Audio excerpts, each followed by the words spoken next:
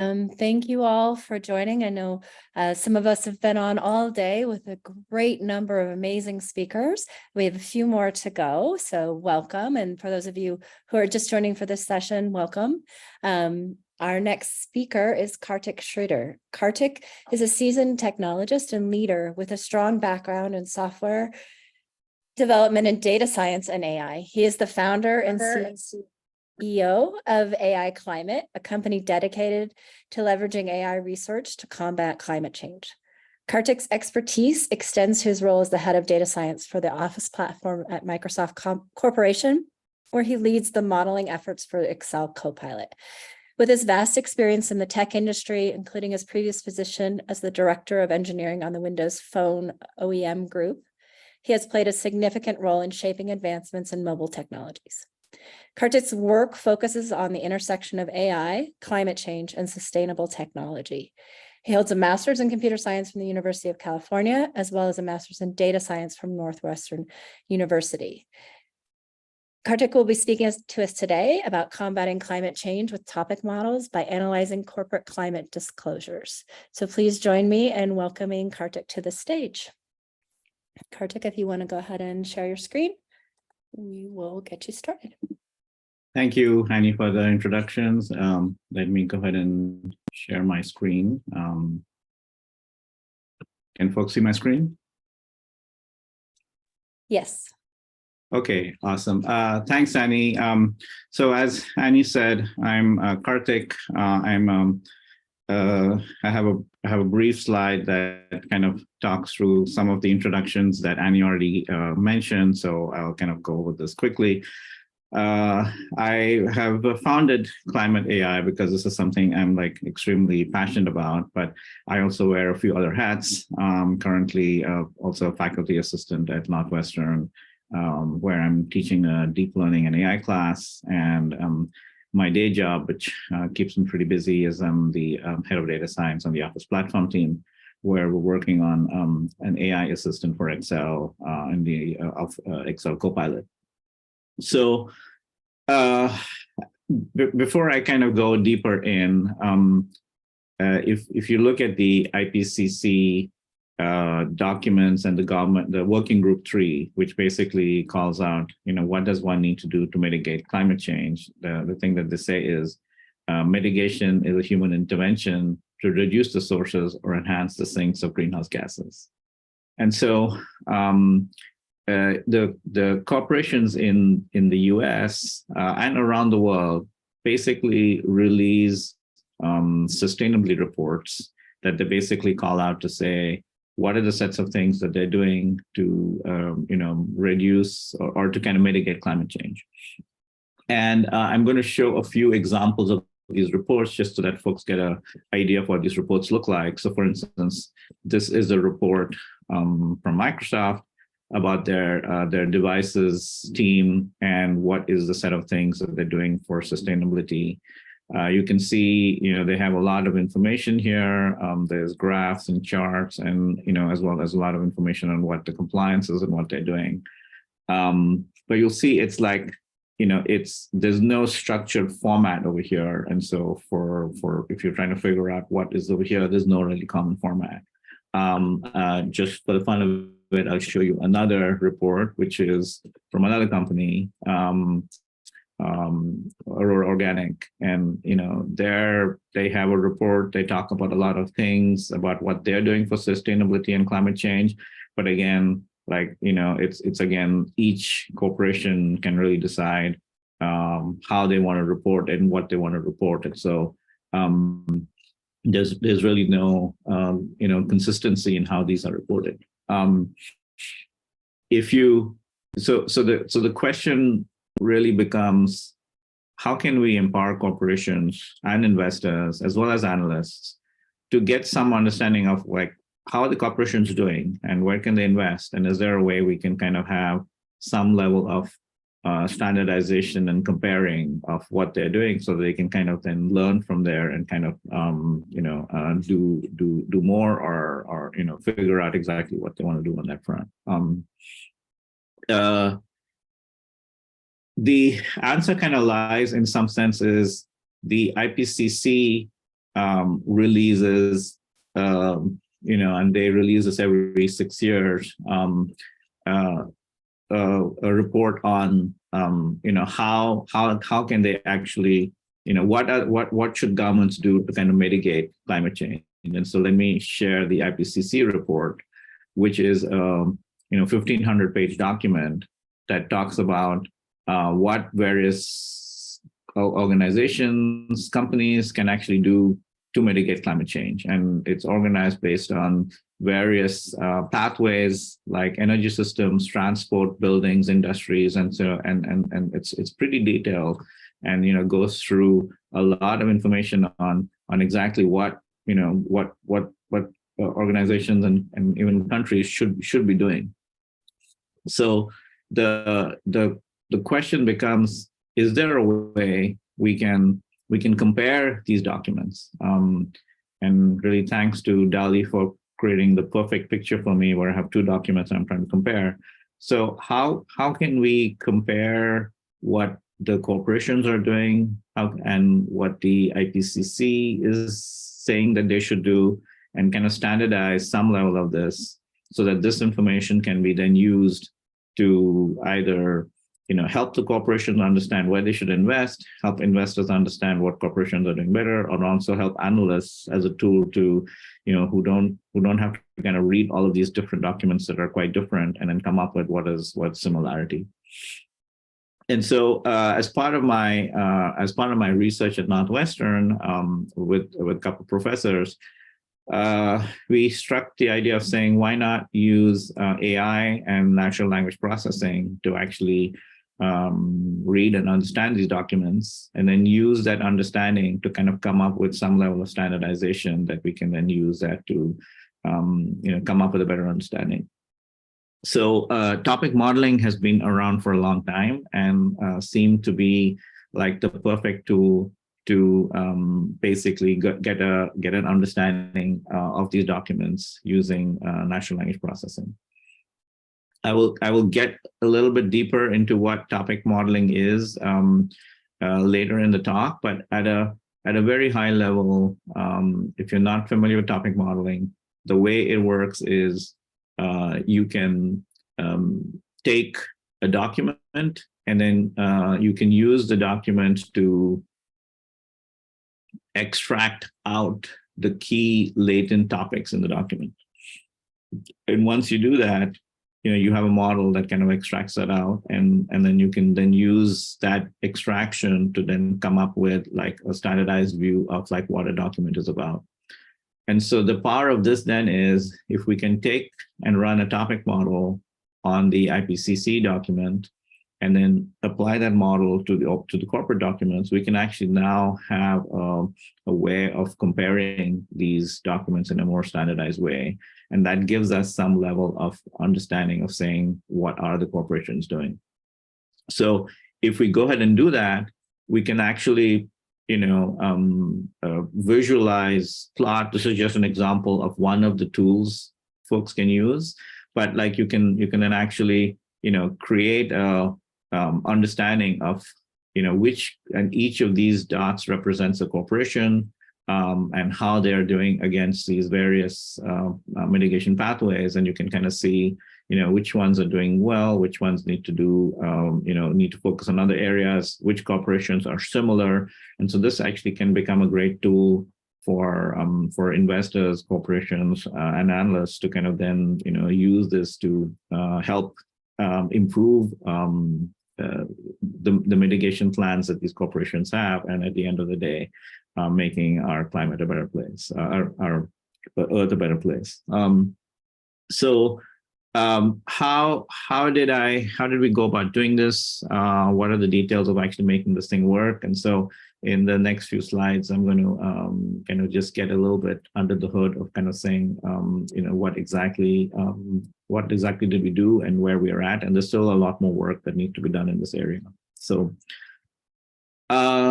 so we have a pipeline that enables us to kind of go and do some of this processing. And of course, any data scientist, anyone who's kind of worked with with the documents. There's the whole creating of the data set, and how do we actually go and extract these documents and create a data set is actually quite a bit of work. So the cleaning process is really taking the corporate disclosures that are out there, and obviously you have to kind of go and gather those disclosures, and that itself is work. I think right now, US corporations also need to kind of release some of the disclosures in their 10K form for the publicly traded documents. So that's a source of data as well. And then these PDFs, as I showed, were pretty complex. They had lots of data, and the first thing you need to do is kind of go ahead and extract out the climate data, the data from there. Anyone who's worked with PDF extraction knows it's pretty lots. There's a lot of issues, and PDF don't convert to text easily, and so there's a bunch of data processing that needs to be done in order to just kind of clean and process that data to kind of get the tabular data set. So the first phase is converting the PDFs into a tabular data set that we can then kind of go and do some level of analysis on.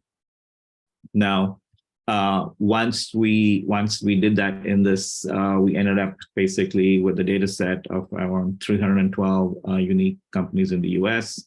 And these companies are distributed across various sectors, across from industrials, materials to transportation, universities. So it's a pretty broad base of representation based on this data set.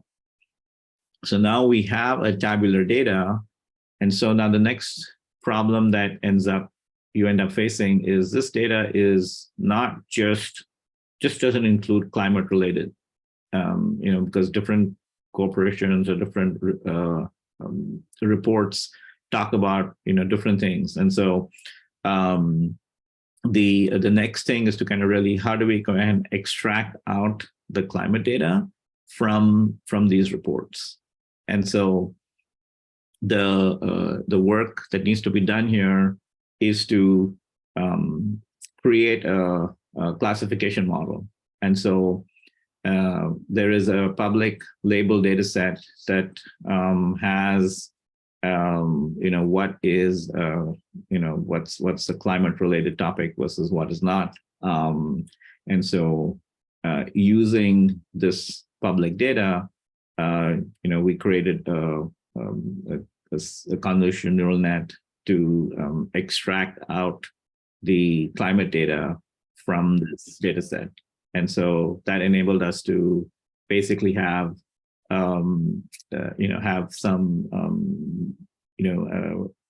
have a first cut at coming up with what is climate related and what is not.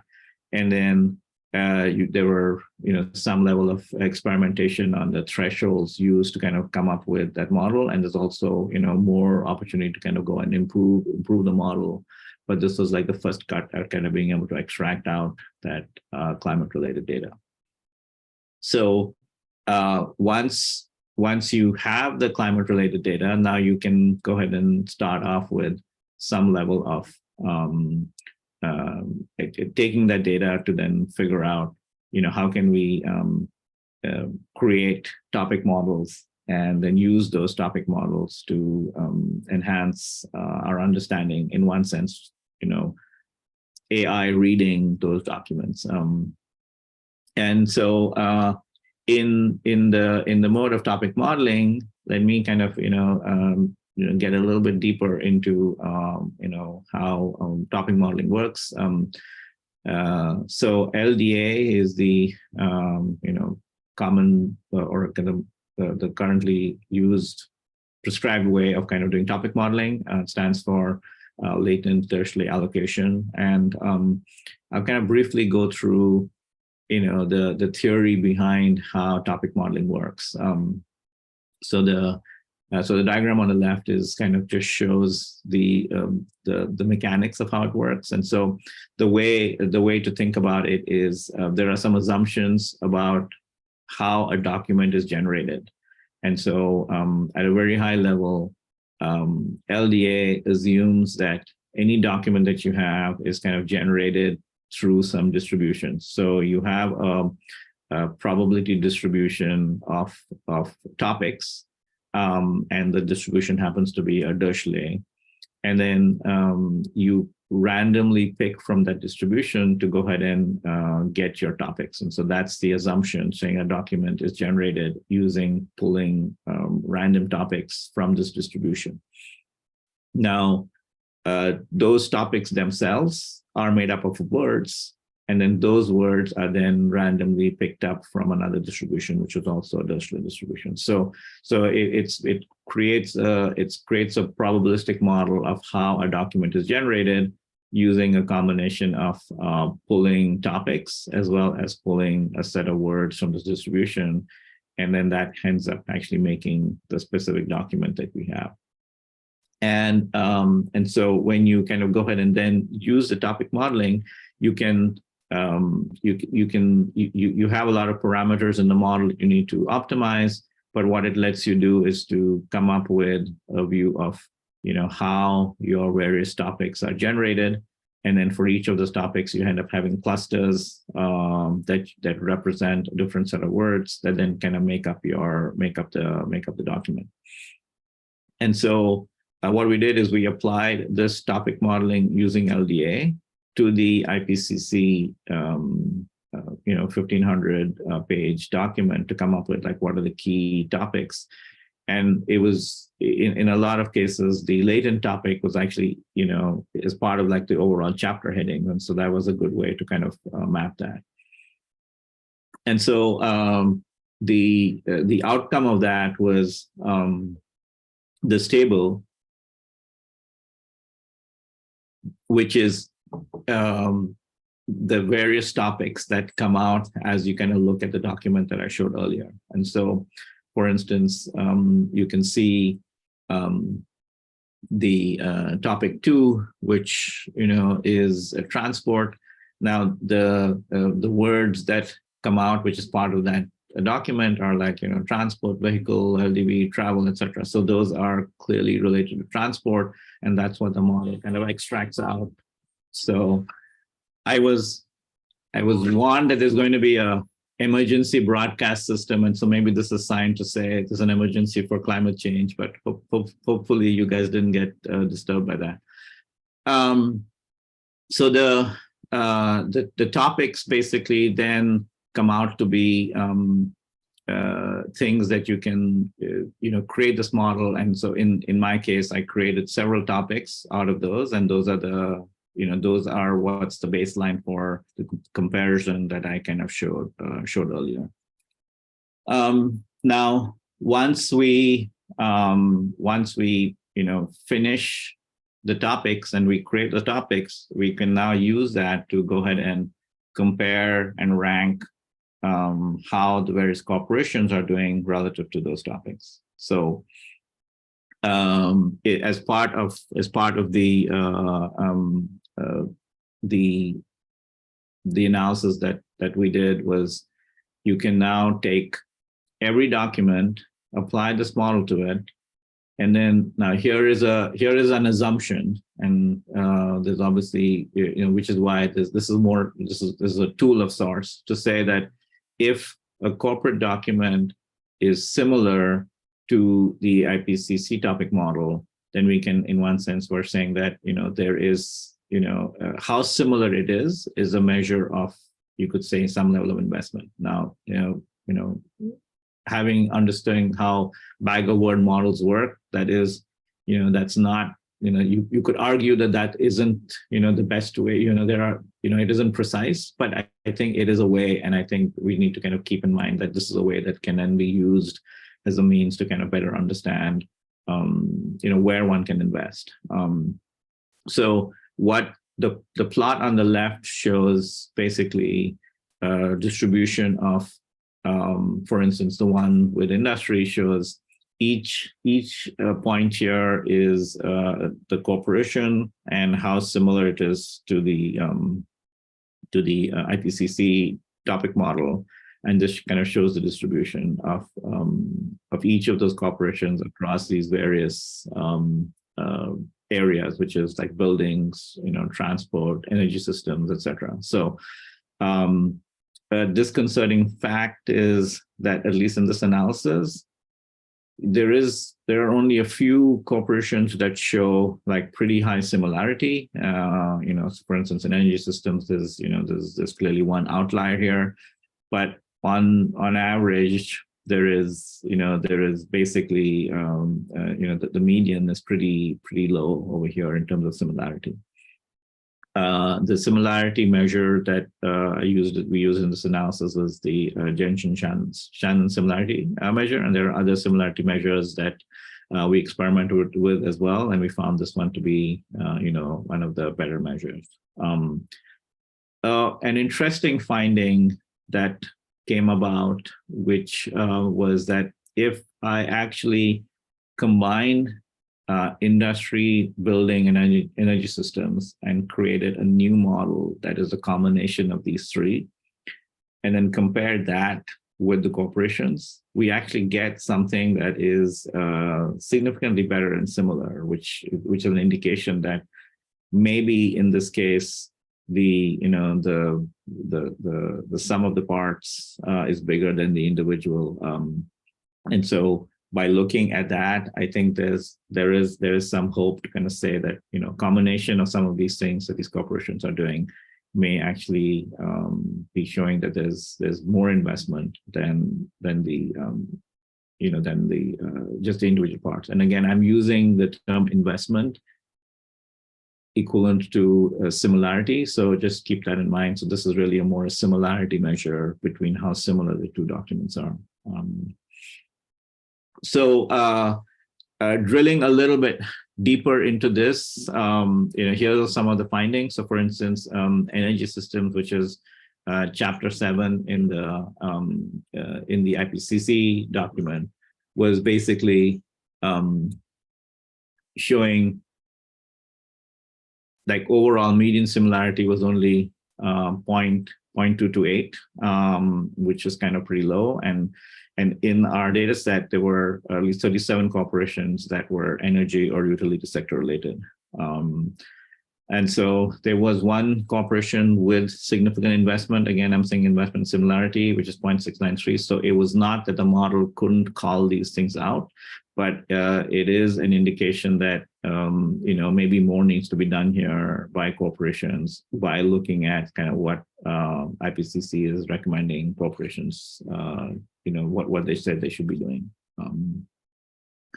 Similarly, if you look at transport, the transport sector is responsible for around 23% of total energy-related CO2 emissions.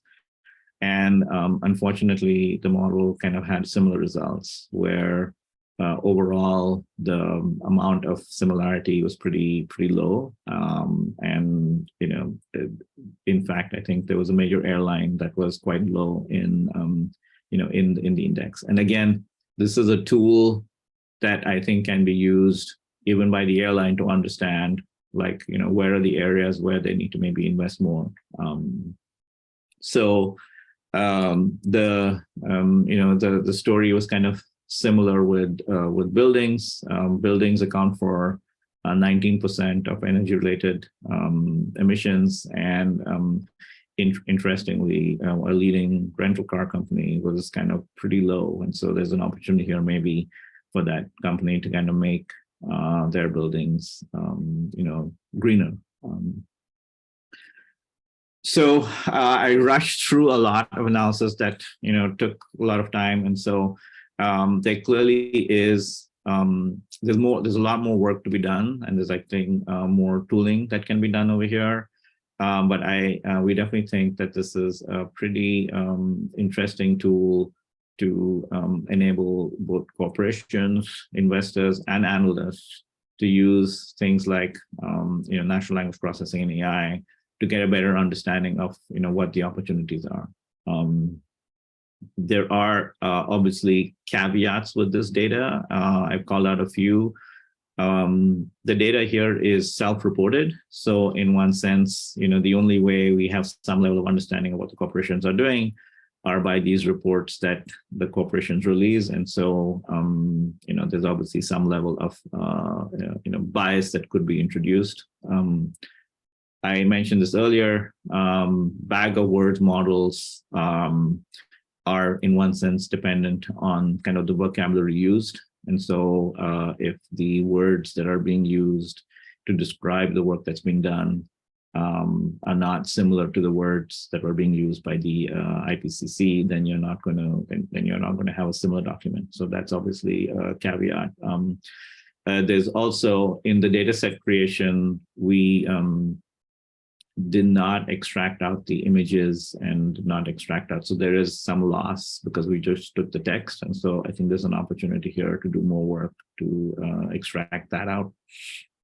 And finally, there is new research, or there is research that's coming about to kind of say, how can we enhance topic models using LLMs? And so so that is definitely an area where the model can be improved by using LLMs, and that can come up with a better way of being able to come up with future and better models. We're getting close to time, so I want to try and see if I can answer a few questions I posted out. But if you want to know more, you want to help, please send mail to aiclimateoutlook.com. And then I do want to acknowledge my professors, Dr. Srinivasan and Dr. Seaman from Northwestern, who I did this research with. So we have 3 minutes or so, and then there are a couple of questions. Let me see the first one. When you produce the topic models on how corporations are doing with respect to mitigation pathways, do you consider which pathways are relevant to each company? Yeah, that's that is a good point. In the specific analysis, what I did was we created the model using the IPCC as my primary corpus, and then using that corpus to then compare against these companies. So now, but in one sense, for a utility company, because I had the chapter that is on energy systems, I would expect that utility companies end up actually doing well against that. So this is a spectrum across the various industries, but yes, each industry in one sense should be doing well for the specific industry that they have. But that is a good question. And so I would say yes and no in terms of the analysis. Next question is, have you compared those companies that show similarities to IPCC with their actual commitment to climate? Yeah, I would say this analysis was primarily done using the corporate disclosures. And so in one sense, it is interesting to see, like, how can we actually figure out what their actual commitment to climate is, like, and in one sense that commitment is based off the documents that that they create.